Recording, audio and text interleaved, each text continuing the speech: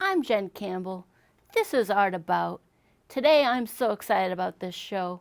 I have two people with me. I'd like you to introduce yourselves if you can. Why don't you go? My name is Pyre. I am an artist here living and working on the North Shore, currently residing in Beverly. And my name's Frankie Simons. I'm also an artist living on the North Shore. I grew up in Boston, but I've been living and working in Salem for the past 4 years. Excellent. So, Pyre, I'm going to throw my first question to you. Awesome. Can you tell us how some of the places that you've lived influences your art? Yeah. So Salem really started influencing my art before I ever lived in this area. Ever since I was really young, I was really interested in the area, just like the energy and the stories I was always really attracted to. And then as I got older, I fell in love with the art community here. Yep. So that area has influenced my art way before I was existing in it on a Yes. day-to-day basis. But now that I'm here and I've been here for about 5 years, I think being near the ocean, being near the community, being near the history, it impacts my art a lot. Also, in a more practical sense with things that are accessible. Yep.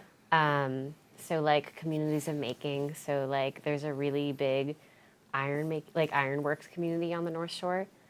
There's a bronze foundry in Amesbury, and then there's also a really big program in Boston. So between those 2 points, there's a lot of opportunities.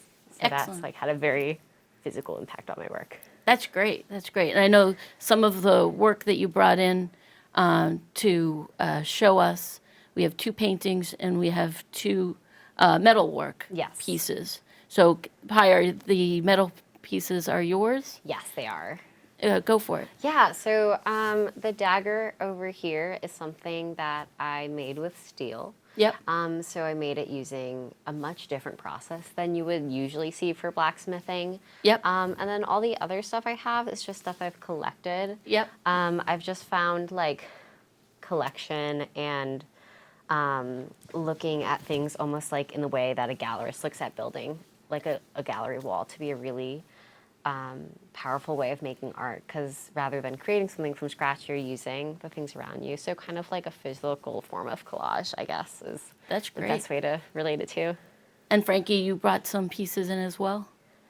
Yeah, those are pretty recent pieces. I've been thinking a lot about like text overlapping text. I was raised very Catholic. I was forced to learn cursive and only write in cursive, and to this day I only write in cursive. If I'm to print out a word, it takes me 3 times as long. And so I really like the aesthetics of written language. I think a lot of times, I really like the visual qualities of texts. I love looking at people's handwriting. I think you can tell a lot about someone by their handwriting. Yep. So I love people's handwriting. So with the piece with the cross, there's a lot of overlapping. I think of it as sort of secret messages. I want to put my secrets in front of the viewer, but I want to obscure them so that I know what the secrets are, but the viewer doesn't necessarily, but they're still presented before the viewer, so that it's it's a type of revelation. I'm Oh, wow. revealing something, but I'm still safe behind it. Yeah. So this piece does a lot of that. Also uses just the image of the cross. I mean, it's an image that is on my mind a lot. I was raised very devout, pretty devoutly Catholic. The second piece, deathbed, no bed, just death. I just was thinking a lot about given the violence and colonial wars going on. Yep. I mean, they've always been going on for years and years, but they're very much in the media right now. And I was just thinking about the sort of luxury of dying as a American. You get a deathbed, you die in a hospital. Right. And so, and thinking about just the mass deaths occurring in other parts of the world, and the sort of yeah, even in death, there's a privilege that we enjoy, and yeah, I was just thinking about the sort of the luxury of the deathbed Right. versus the this yeah, horror. That's okay. Yeah. The I know, Frankie, you have a gallery called Shoe Bones as Yes. well. Can you Yes. speak a little bit about that? Absolutely. So it opened in February 2023.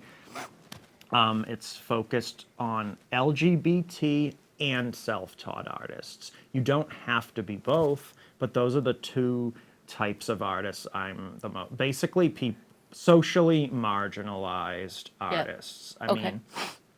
mean, is my area of focus. In the last month, I've taken a step back as the director, and we're beginning to run it as a collective. Pyre is a member. There Okay. are other members. It's basically all North Shore artists. There's a few Boston artists who are involved. Yeah. But yeah, we're trying to turn it more into a community-oriented space. I love that. Yes, where people can not only exhibit things but make things, hold events. There's a micro cinema there. You can show movies. You can have PowerPoint presentations, whatever. I love that. I love Dance parties. that. Dance parties. Yeah. Invite me to the dance. We will. Yeah. If both of you were to meet a young artist, Pyre, first to you, what advice would you give that young artist? I think about this question a lot. I think there's a lot of things young artists can hear and take from older artists, but the thing that I feel like I should say, because I feel like I also need to hear it, is that like creating in general is really important, and there's no right or wrong way to do it. I heard an artist talking in an interview about how like they didn't paint for like 10 years, but every single day they wore a really cool outfit, and that was their like form of art making. And I feel like that's something I also need to hear, that I don't always have to be making the most traditional paintings or being in galleries or anything like that, but just like fueling my creative spirit and like thinking about what's important to me is so important. And so yeah, any young artists, like whatever feels right for them, they should do, and they shouldn't let anyone else tell them how to be an artist or anything like that. I love that. Frankie, do you have particular advice for I a think- young aspiring I think artist? mine would be similar, mostly just because, like, I personally wouldn't. I think if a younger version of myself met me now, I mean, my career as an artist has been just a lot of like struggle and poverty, and so like I personally think like poverty is certainly worth creative expression. I mean, if you want to live a comfortable life, don't listen to my advice at all, because it's not good advice. But I think, yeah, basically, only take advice from people you trust and people who you value. I mean, people who might be watching this who don't know me. I mean, you don't take my advice unless you trust me, you know. Everyone has their own communities where they build trust, and I think those are the people the most worth considering. Their opinions are the most worth considering, are the people you trust, I guess. Right, right. Yeah, I but love there that. aren't any rules. You can be an artist however you want. Good. I like that. So, yeah, Pyre and I, in our own individual practices, have never done anything like this before. We talked a good amount about like what could be an interesting collaboration between the two of us for this show, and we started thinking a lot about like how art making as queer people can potentially be a lot like, you know, navigating the world as a queer person, being expected like socially to kind of conform to certain social rules, which, you know, being queer is, I mean, one definition I like to use is just being queer is sort of an inability to fit into certain expectations. And I mean, art's very similar. Like, so we went to Savers and got a bunch of different stuff because both of us went or have undergraduate degrees from an art school, and you're kind of taught a lot about I mean, they focus a lot on techniques and professional ability when actually, whether you're formally trained or not, I mean, you can easily come to the conclusion that there's no like proper rules or proper ways to make art or even proper tools. We have brushes, but anything can be a brush, like these drumsticks that we're using. And I mean, basically, art can be anything as long as you decide to call it art. Sometimes you can call something art and it will end up really bad. It's still art, it's just bad art. So yeah, this teddy bear is very cute. It's sort of sad, but I'm gonna mush her face into the paint. So now but there, you have an imprint of the teddy bear's face, except it doesn't look like a teddy bear. But yeah, she can be a wide brush, right? So you can like use, and that's just as good as a brush. But yeah, I don't know. I think she makes a nice brush. And I think something that really speaks to both our art practices is the bodily aspect of this. Because so much of art is communication and is sharing. And usually that's from what the viewer sees at the end. So seeing the photo on Instagram or the picture in the gallery. But so much narrative can be found in the art making process itself. Yeah, I mean, there's no, I mean, making work can be as preconceived or like, improvisational as you want it to be. Sometimes the process is even more important. Sometimes there are things that go into work that you could never necessarily see as a viewer, but for the artist, it's an important part of the work. I'm trying to get this, maybe I can put some of the paint in this thing so that I can get a butterfly image out of it.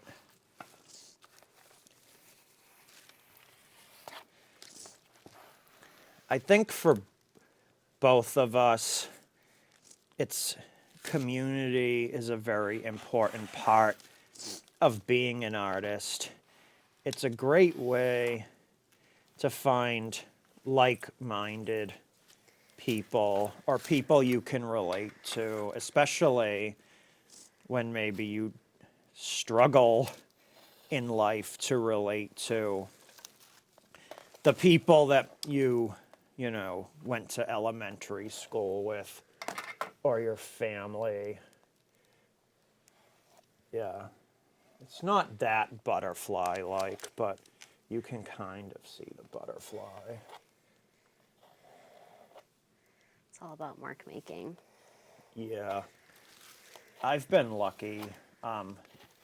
Pyre, for example, is someone I've become close friends with, but I think what initially sparked our friendship was that we're both artists who love making art and love being involved in a creative community that kind of accommodates our creative and social needs.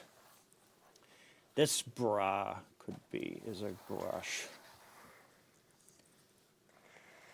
I think one of the really beautiful things about connecting with other artists is that you really understand people very quickly based off of like what they make, and it's a very like unique way of how to relate to other people that I feel like other people might not experience, because you can tell a lot of someone's like personal values from their art, what they choose to spend time thinking about, what they choose to paint or depict.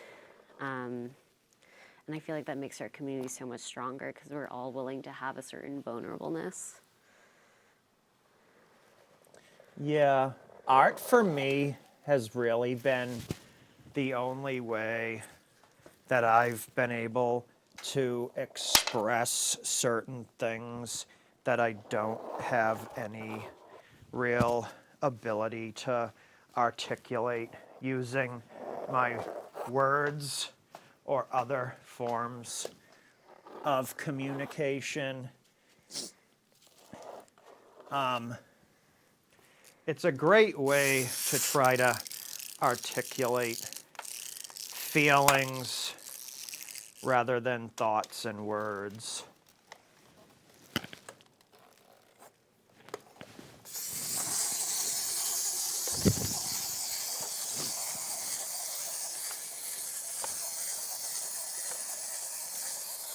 Randomness is also a great tool in art.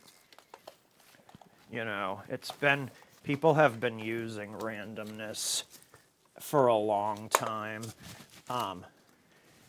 Some people think that it's stupid to use randomness in art because art's all about the artist's hand and the artist's vision, but life's more random than it is planned. I feel like with a lot of making, a certain amount of like past experience comes in, but yeah, chance is a huge factor because the way your paint's going to work, the way the humidity is, all of those like little aspects that seem like they might be in our control are really not.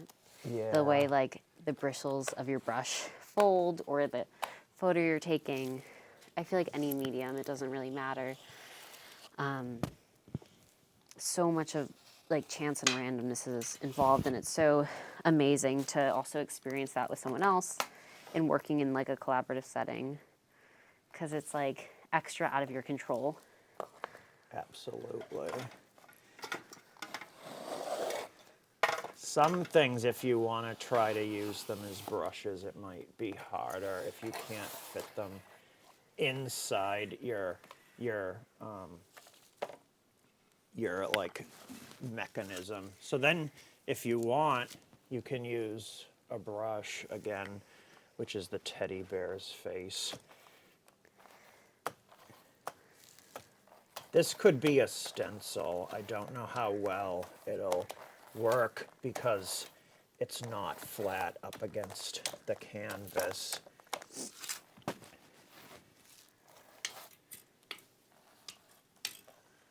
I don't like red cardinals because they were the mascot of my high school.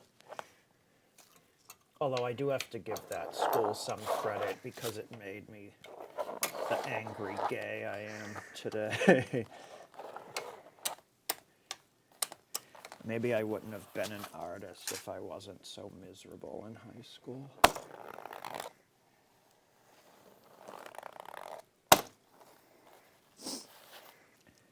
When do you think you started to recognize queerness as an aspect in your art? Before I even came out of the closet, I think. I think it was a way for me to explore things without actually admitting to them. You know, I could explore my gender and sexuality. I mostly started videos, and I would try to explore things. And if someone's like, "Oh, you seem this way," I was raised very Catholic, so you know, But if people try to say, oh, you're making, why is this stuff you're making so, gay or whatever, I would say, well, it's just a movie or it's just a painting. I'm just thinking about So, yeah, I came out creatively before I did just like socially. What about you? I think it was a similar experience for me. I think I didn't connect my identity for a while to the art I was making. I just was like, oh, I'm making pictures I like. But I think the things I was drawing when I first decided I wanted to take art seriously were really just a way to like have a conversation with myself about establishing what I like, what I'm interested in. And at first it felt like really not that deep. It was just like, oh, I like vampires because vampires are cool, so I'm going to paint a vampire. And stuff like that. But the older I got and once I got into college, people started to people were asking like, why are you painting this? Don't just say because you like it, like try to get deeper.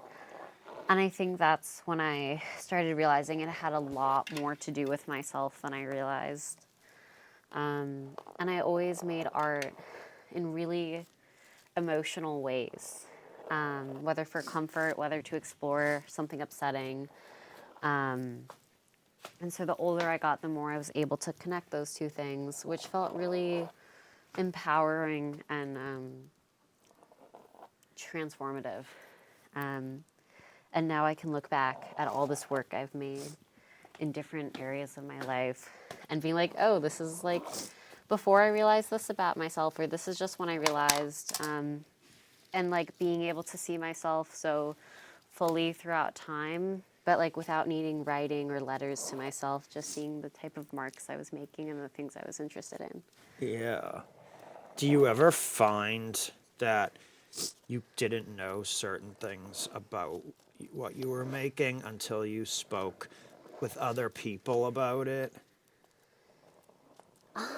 Yeah, I remember doing like a project for a print class, and I was making these patches of just like a pinup. I was like, oh, she's cool. And that was the class that my teacher asked me, like, start thinking deeper about it. Yeah. And I feel like for such like fun project that turned out to be and like lighthearted, I feel like it really like shifted gears for me to start thinking about stuff. And I feel like I realized a lot after the project, and I'm still realizing stuff based off of that like time of making. Yeah. It's hard to be an artist and not have other artist friends because being an artist when you don't know any other artists can be very alienating. My parents would always say, why don't you be something that you can actually support yourself doing, like a lawyer? And my response was always, I don't want to be miserable for the rest of my life. Not that there's anything, well, I don't know. I think There are better people out there than lawyers, surely. I think it's important to foster the like creative impulses you have because they're never going to go away. And it's important to follow them based off of like whatever means you find to be the one that calls to you. Yeah, it's like anything else. It's like being a queer person. It's like, sure, there are some people who will expect you to fight your impulses, whether they're creative or social or what, and they'll tell you to fight your impulses. But actually, those people are your enemies. I was going to bring stencils, but I forgot them. But you can make your own stencils right on the spot. You can also make you can use your stencils and then use them as Christmas snowflakes when you're finished. This one's not a very good snowflake, but all snowflakes are different, right? So it doesn't matter.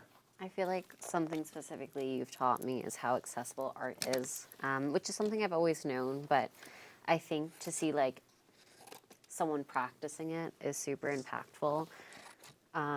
So like the materials you use and where you source them, like you really have shown me that like if you want to make something, you will find a way to make it. That's a wonderful compliment. I feel like the main reason, my microphone. The main reason I wanted to open Shoe Bones is, even though I went to art school and I definitely do think that there's value to thinking about art academically, very critically, having long, complicated, critical discussions about art. I also think it's important not to alienate anyone from being creative, because just because you went to art school, going to art school doesn't make your art more valid. If anything, it might help you talk about it in different ways, and maybe your art will go in different directions because your peers pushed you to go in different directions. But anyone can be an artist. I mean, some of my favorite artists are housewives who make t-shirts using Tide bleach pens for their kids, and I'm like, oh, I would hang that t-shirt in a gallery.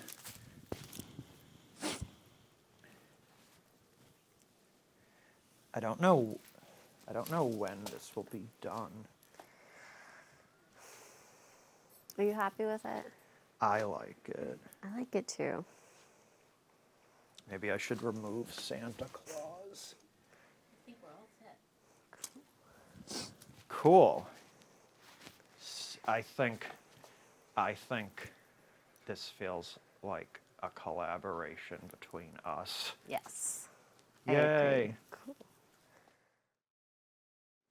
So every show that I do, I cap it with a poem, and I write it during the show. And I have your poem, and I title it, write my name, and I date it, and you'll have to share it. You'll have to take it for a couple of months, and then you can have it for a Co-parent couple it. of months. But don't fight over it. I won't. We're very nice to each other. That's good. So this is your poem. Cool. It's entitled Stronger Together. Pulling no punches or playing it close to the vest. Being played but nobody's fool. Pleased to please and falling forward. We are the captains. Stronger together. I love that. Okay. Yeah, that's That was Snap your lovely. fingers, snap your fingers. Oh my So you God, guys thank can have that. you. That's yours. Thank I you. love this. Yeah. And Pyre and Frankie, thank you so much for sharing your art, and being here on ArtAbout. Thank you for having us. Thank you for having us. It's been lovely. Thank you. And I'm Jen Campbell, and this is ArtAbout.